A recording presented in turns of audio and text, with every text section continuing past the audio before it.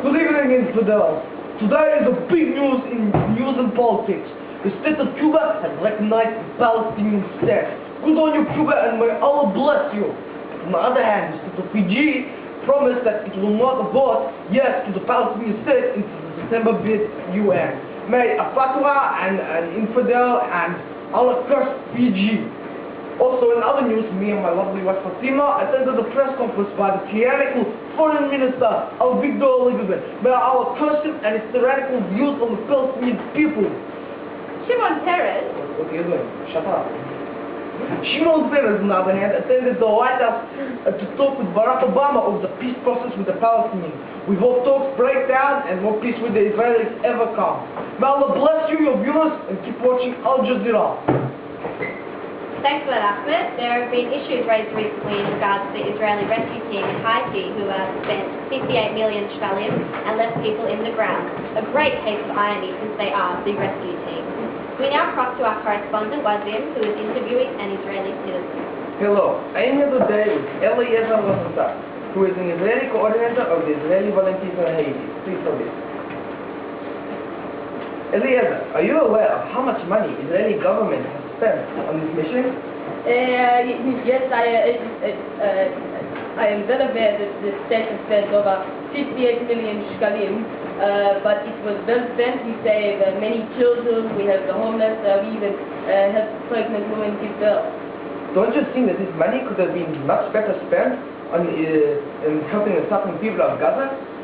We have not forgotten the people in Gaza between aid and food over the border. Is it true that on Shabbat the Israelis stop helping people to have their own feast while others are dying around them? Yes, it is. After spending a week helping people on the Friday night, when it was too late to go out and help the people, they did take kiddush and have a meal, but because it was so dark, nobody, including the Israelis, could go out and help the people.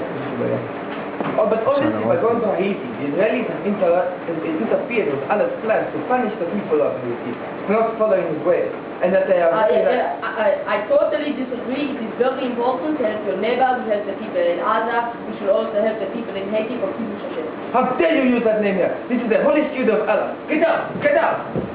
Back to you, Mohammed.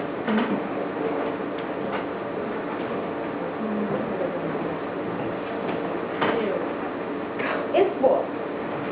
Thanks for that. In sport, controversy right-hand league soccer club, Beit Yerushalayim, has been bought out by left-wing supporters Allon and Tootie, causing a big problem. We spoke with a Beit Yerushalayim supporter, a representative for the club. Now, over to you, Mohammed, an Israeli Allon. Thank you, and God bless Allah. How do you like the new owner of Beit Yerushalayim? I believe that the new manager has good potential for the club. I think that, politically, I think myself and supporters, we don't see eye to eye, but, I think that supporting sense, he's got a good mind, he knows what he's doing. I think he can take the club forward in the future. Do you think Beit Yerushalayim is on the rise? As I said, the new manager, he doesn't have experience, but, he's got the brains, he's got the money, and as a club, we've always had good players, and I don't think the supporters should fret over this. I think they should look at the good side and not the bad. I still think that he will do the good for us, and he will bring us up. How would you feel if they put an Arab on the team? Obviously, I'm going to touch the bluntly. I think if he puts an Arab in the team, there will be problems. Allah curse you and the club. I'm sorry, but that's just the way it's going to be. The supporters have a direct hatred, and they do not like the Arabs. We have seen in the past the way the supporters have gone onto the field. They have attacked the Arabs, they have cursed the Arabs. And, and these are the supporters that are called themselves La Familia. They have separated themselves. They are not the supporters of Beitar. They are the supporters of right wing. And, I don't think that this is going to end well if he does.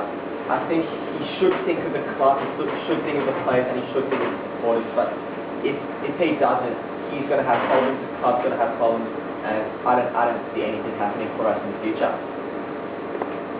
Thank you, Mohammed and Allon. Tonight in economics, house prices in Israel are skyrocketing, causing protesters to unite around the country.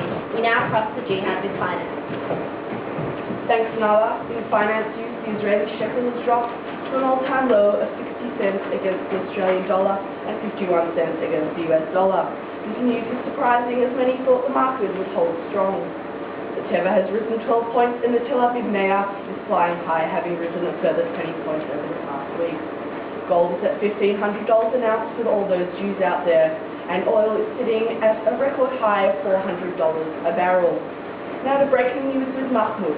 Mahmoud, Israelis don't seem to be very happy with the pricing of housing at the moment. What's going on there? That is right. Protesters were set to return to the streets tonight, demanding relief from skyrocketing housing prices and the cost of living expenses. Protests were expected in Tel Aviv, Nazareth, Kiryat Shmona, Haifa, Modin, Ashdod, Ashkelon, Jerusalem, Beersheba, Hod HaSharon, and Ra'anana tonight. It's from Israeli rents are among the highest in the world when weighed against local purchasing power. Prices for food, health and childhood education are also above average. Back to you. Thanks, Mahmoud. Praise Allah. Nala? Thanks for that, Jihad and Mohammed. That's all for tonight. As you can see, Israel has many problems. Praise Allah, keep the problems coming. Thanks for all of you for watching and have a good night. Allah Akbar!